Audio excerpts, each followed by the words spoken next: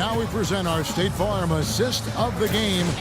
With 5 total assists in the game, we've seen some great passing tonight from Rose. And his passing ability is why they make sure the offense runs through him on a regular basis. Just great assists like the one we just saw. Pelicans leading by 11. Fourth quarter on the floor for the Magic. We've got Richardson. Garnett out there with Barnes. Then there's Victor Oladipo. And it's Nash in at the 1 spot. Zeller setting the pick for Jack. Second chance shot. The shot no good. And Orlando the other way now. The Wizards on the road to face them after this game. That'll be the first of 2 straight at home. Some good matchups out there. That Washington Wizards game definitely worth checking out. You know, there's no better sign of how efficiently a team is operating than their assist numbers. And theirs are fantastic. It's just beautiful basketball to watch, Clark.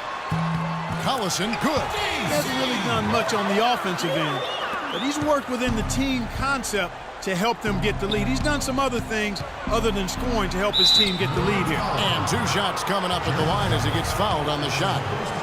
Victor Oladipo played for the same college coach as Dwayne Wade. And, you know, their games actually draw some comparisons. Both are 6'4", strong, huge wingspans, and explosive athletes with that ball handling ability. I think Oladipo has a great future. Dwayne Wade, he's checked in for Jarrett Jack. And again, it's Darren Collison. And the Pelicans lead by 11. Defensively, I think they've got to do a better job of bodying them up. Yeah, they're getting outclassed in the paint at both ends, really. Oladipo misses. With the success they've had rebounding the basketball, they're right where you'd expect them to be, firmly in control of this game. Yeah, they have not let their guard down one bit in the paint. It's Oladipo on the wing. Fourth quarter now. We're about a minute and a half in. There's Nash with the 3. Thompson with the rebound. Pelicans leading by 11. Parsons attacking. And he banks in the layup. Boy, they are just destroying them in the paint. You could say that again, Steve. The defenders just aren't aggressive enough down low. Richardson for 3. It's rebounded by New Orleans. It's stolen by Oladipo.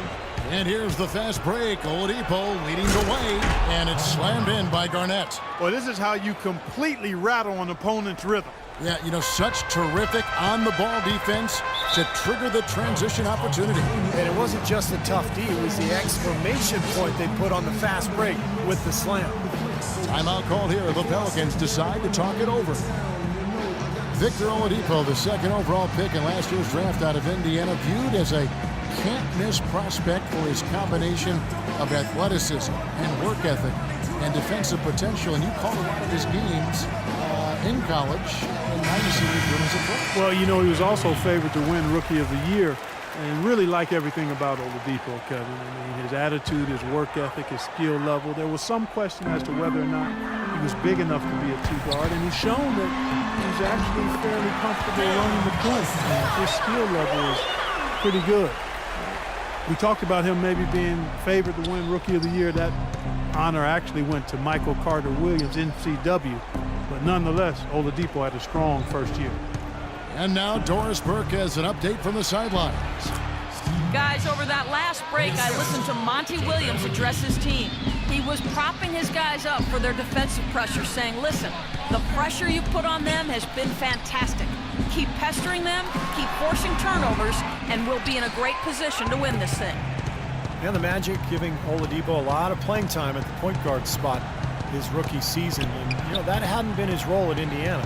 But it was really good for his skill development. He's 6'4", he's got a good handle, a chance to hone that playmaking and court vision. He's their go-to guy. When he shoots the ball like he has today, that's what the scoreboard usually looks like. Nash kicks to Garnett, stolen by Thompson.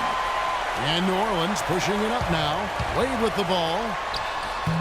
Collison, no good.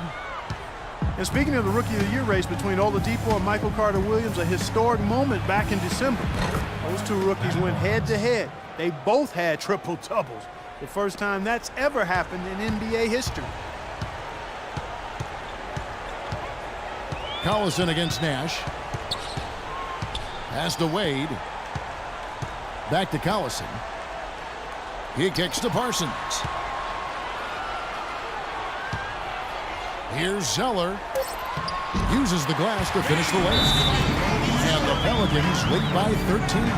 You know, they really aren't putting up any resistance on the low block. That's the 5th consecutive basket inside. And Steve, these looks they're allowing are almost automatic. Now a timeout called by Orlando. Magic's offensive struggles last year were numerous, but a big part of it was that they just didn't get to the line often enough.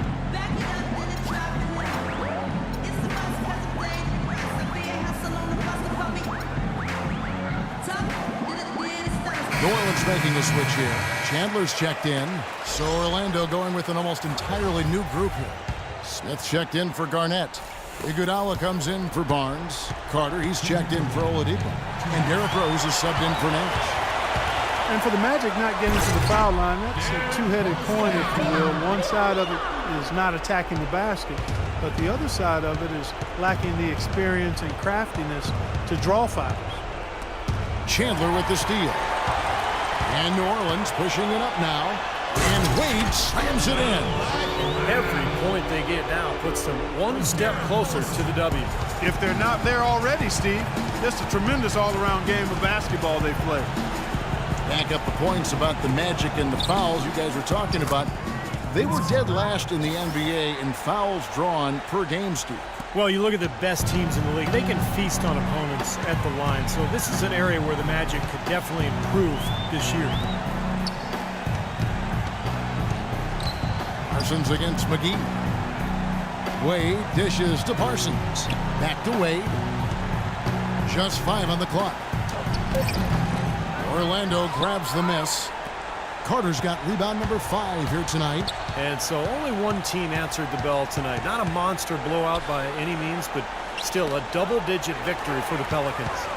They never settled for mediocre shots. No, they didn't. They found their way inside effectively all game long. Penetration always produces results. And it'll go down as their first official win of the new year. And I like what they've done here. Made the plays they had to. That's why they'll be going up 1-0 in their season series against the Magic.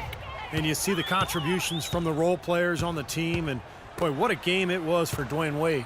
Just an outpouring of points from him. Nobody could do anything, really, to stop him. Terrific job taking care of business in front of the home fans. And, Steve, I thought those fans, those home fans, gave this team a big lift all game. A lot of positive energy in the building. Well, their offense has kicked into gear, but it seems to have arrived a little bit too late.